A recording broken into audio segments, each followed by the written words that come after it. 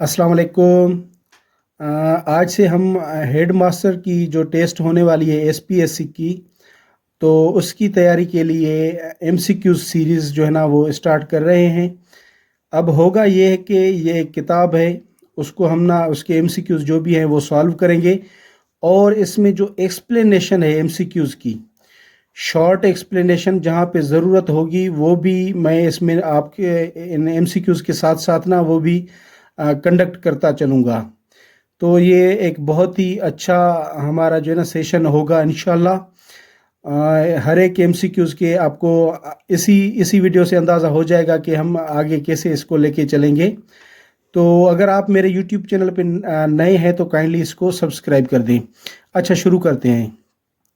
ये है philosophy of education के एमसीक्यूज़ हैं।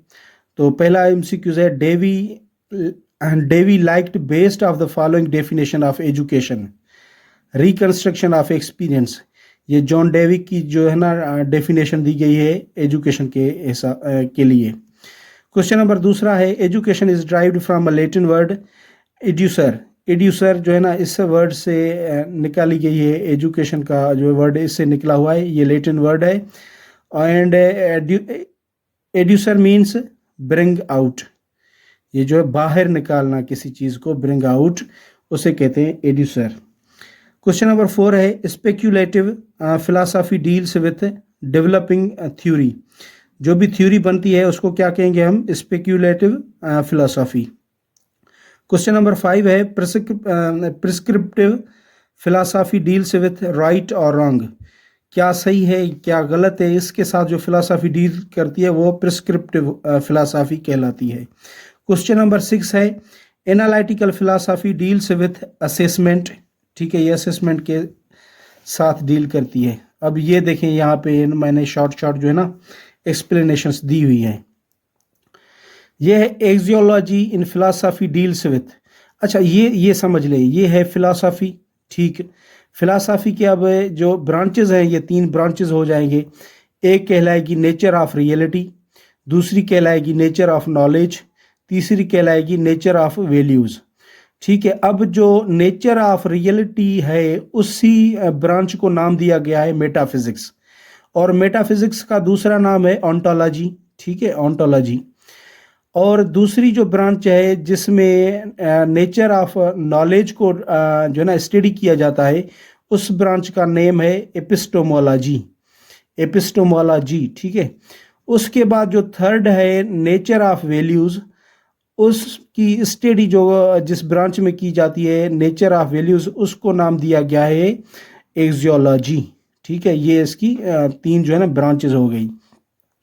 नेक्स्ट क्वेश्चन है हमारे पास 8th, epistemology in philosophy deals with.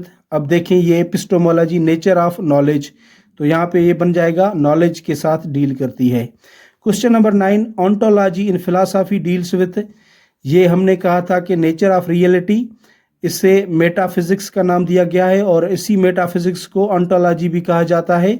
तो ये ontology in fact nature of reality से ही जो है ना वो डील करती है। ठीक, ऑन्टोलॉजी इज आल्सो कॉल्ड, अब ये आ गया मेटाफिजिक्स।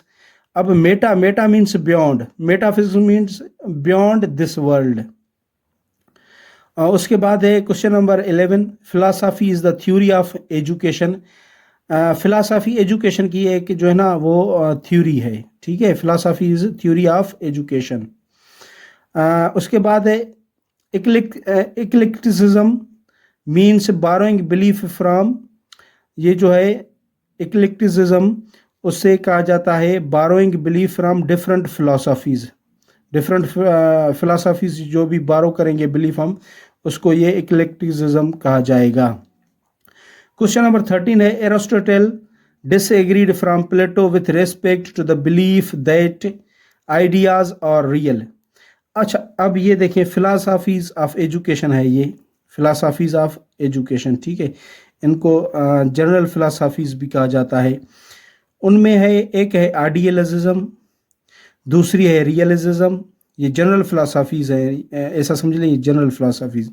उसके बाद है प्रैग्मेटिज्म, और फोर्थ पे एग्जिस्टेंशियलिज्म, और फिफ्थ पे है नेचुरलिज्म।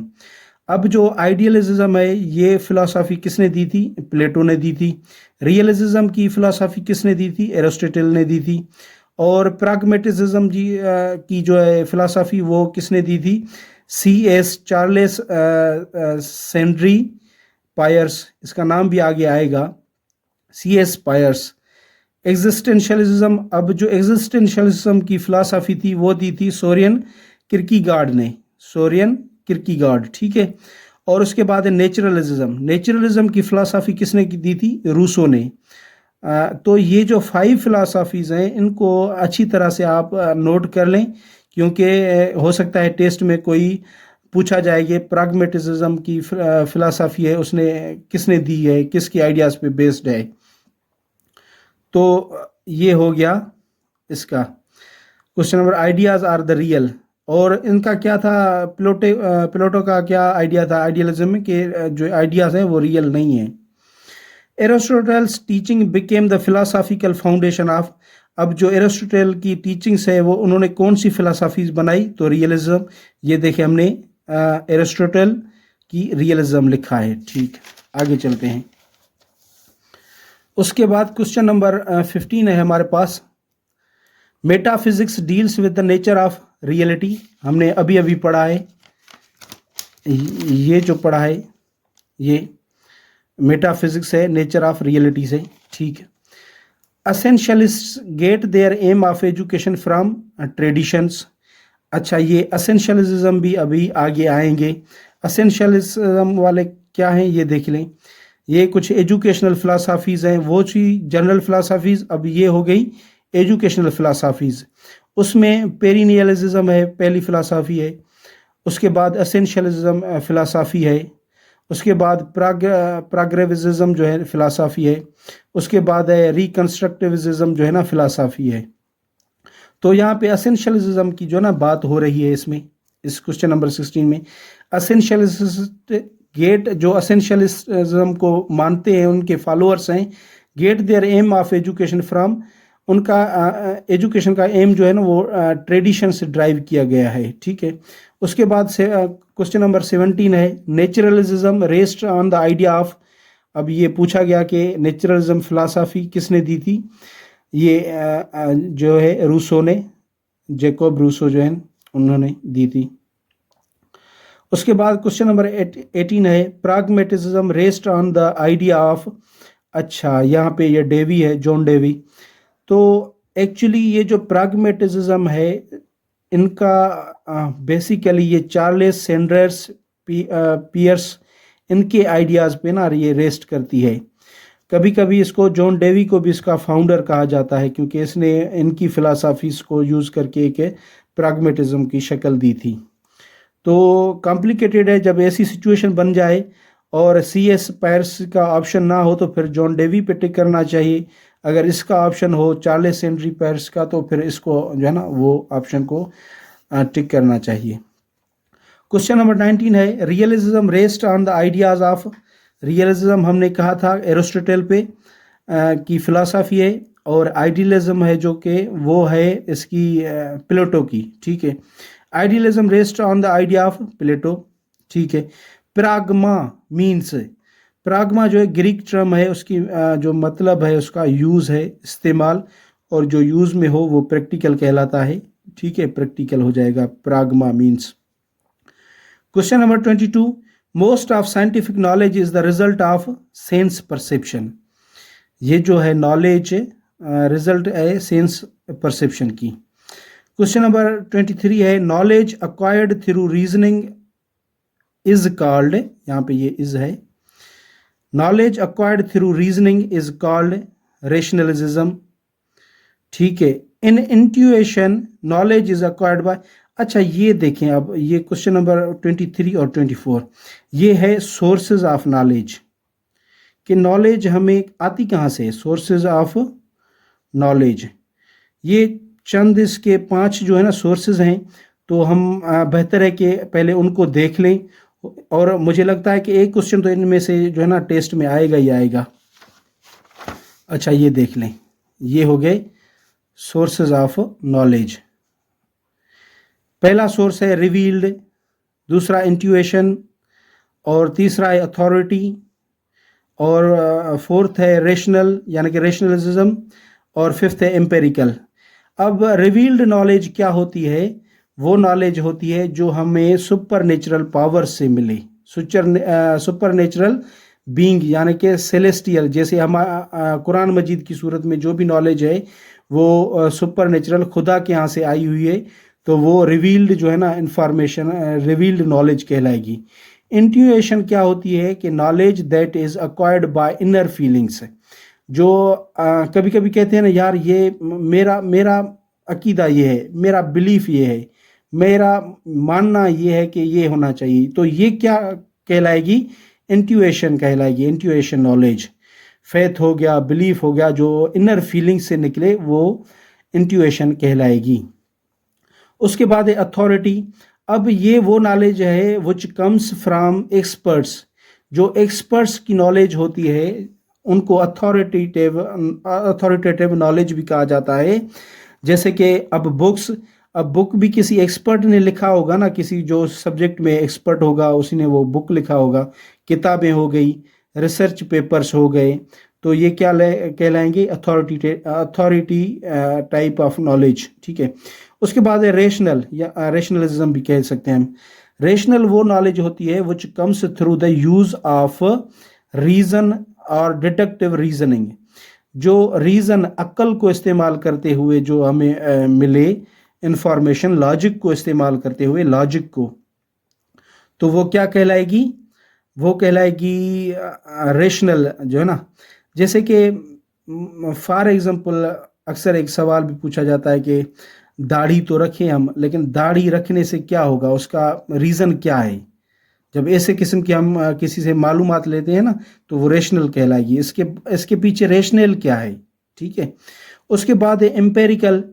एम्पेरिकल वो नॉलेज होती है which comes from observation, experience rather than theory और प्योर लॉजिक।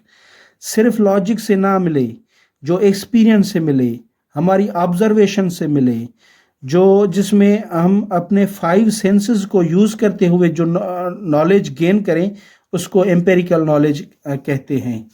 तो ये हो गया आज ये इसका सोर्सेज ऑफ नॉलेज। अब देखते हैं knowledge acquired through reasoning is called, ये रेशनलिज्म, रीजनिंग हो, लॉजिक हो, वो रेशनलिज्म कहलाएगा। इन इंट्यूएशन नॉलेज इज अक्वायर्ड बाय ये इनर फीलिंग, इनर फीलिंग से ऑब्जर्वेशन वगैरह जो भी हो जाएंगी वो, ठीक है। उसके बाद आते हैं हम क्वेश्चन नंबर 25 है seeking expert opinion is the source of knowledge called, ये अथॉरिटी अभी अभी हमने देखा। उसके बाद है question number 26 philosophy of education which emphasise ever lasting reality, perennialism, ये इसको फिलॉसफी को जो एम्फेसाइज करे किसको? एवर लास्टिंग रियलिटी को। अच्छा, एजुकेशनल फिलॉसफीज ये है, मैंने पहले भी बताया, पेरिनियलिज्म है, असेंशियलिज्म है, प्रोग्रेसिविज्म है और कंस्ट्रक्टिविज्म है। ये फिलॉसफीज, इनको भी हम देखेंगे कि अच्छा, इनका पेरिनियलिज्म का कहना है कि teach the things that are of ever lasting important to all individual everywhere. एक शख्स को, एक बंदे को वो सब कुछ, वो सब चीज़ें पढ़ाई जाएं जो हमेशा वाली हो, हमेशा के लिए इम्पॉर्टेंट हो, जहाँ कहीं भी वो रहे, तो इसको पेरिनियलिज्म कहलाएंगे। उसके बाद क्वेश्चन नंबर 27 है philosophy of education which focuses on useful culture and skill is called essentialism. अब असेंशियलिज्म वालों का जो है ना फोकस होता है स्किल्स पे, तो ये स्किल, कल्चर एंड स्किल्स, तो ये इनका हो जाएगा। क्वेश्चन नंबर 28 है life is a continuous changing process is the base of education philosophy. अब ये स्टेटमेंट दी गई है, life is continuous changing process. Life जो है वो एक मुसलसल तब्दील होता हुआ एक प्रोसेस है। ये इस बुनियाद पे कौन सी फिलॉसफी जो है ना बनी गई है? तो ये है प्राग्रेविज्म। अच्छा, जो प्राग्रेविज्म है ये फिलॉसफी, ये हो गया प्राग्रेविज्म, ये किसने दी थी? ये जॉन डेवी ने दी थी, ठीक है। जॉन डेवी ने प्राग्रेविज्म और इसके आइडियाज़ C.S. पायर्स पे भी जो है ना वो उन पे भी बेस्ड थे। लेकिन प्रोग्रेसिज्म का जो है ना वो प्रोपोनेंट यानी कि फाउंडर है जॉन डेवी। अच्छा, इसका कहना है कि ये चाइल्ड सेंटर्ड है, इसमें लर्निंग बाय डूइंग पे ज़्यादा फोकस दिया जाता है कि बच्चों को आज़ाद छोड़ दें कि वो आप खुद अपने एक्सपीरियंस से कुछ सीखें। तो इसमें रोल जो है ना चाइल्ड का वो सेंटर्ड रोल है, टीचर का इतना रोल नहीं है। एज अ गाइड होगा, लेकिन child is the centre of this philosophy. Question number 29 है, reforms are necessary in all walks of life is focused in. अब जो ये स्टेटमेंट दी गई है, रिफॉर्म्स आर नेसेसरी, रिफॉर्म्स जो हैं ज़रूरी हैं ज़िंदगी के हर हर कोने या हर हिस्से पे, जो भी ज़िंदगी के पार्ट्स हैं लाइफ के, उनमें रिफॉर्म्स ज़रूरी हैं। तब्दीलियाँ आए, उनमें चेंजिंग्स आए, उसमें बेहतरी आए। तो इसको क्या कहलाए, कौन सी फिलासफ़ी इसको फोकस करती है? तो ये रिकन्स्ट्रक्टिविज्म कहलाएगी, जो है ना रिकन्स्ट्रक्शनिज्म, ठीक है। अच्छा, इस फिलासफ़ी को किसने फाउंड किया था, रिकन्स्ट्रक्शनिज्म को? ये थियोडोर ब्रामेल्ड, BRAMELD, ब्रामेल्ड, इसने इसको फाउंड किया था। क्वेश्चन नंबर 30 है हमारे पास।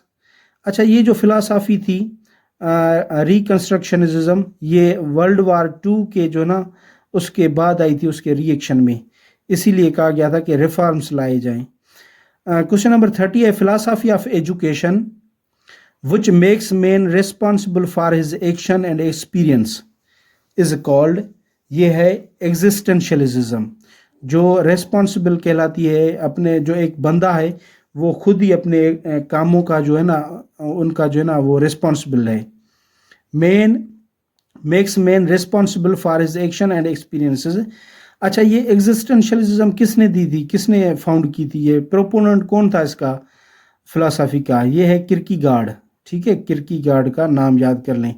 तो ये आज के लिए 30 MCQs इतने काफ़ी हैं। इंशाल्लाह नेक्स्ट वीडियोस में हम 50 MCQs ना वो सॉल्व करते चलेंगे विथ एक्सप्लेनेशन। इस टाइप की एक्सप्लेनेशन हम हर एक में क्वेश्चन में MCQs में डालेंगे। तो आप मुझे कमेंट्स में ज़रूर बताइएगा कि ये वे कैसा लग रहा है आपको, ये अच्छा है, इसको कैरी ऑन करना चाहिए या नहीं, कुछ कोई और सजेशन हो। And thank you so much for watching this video.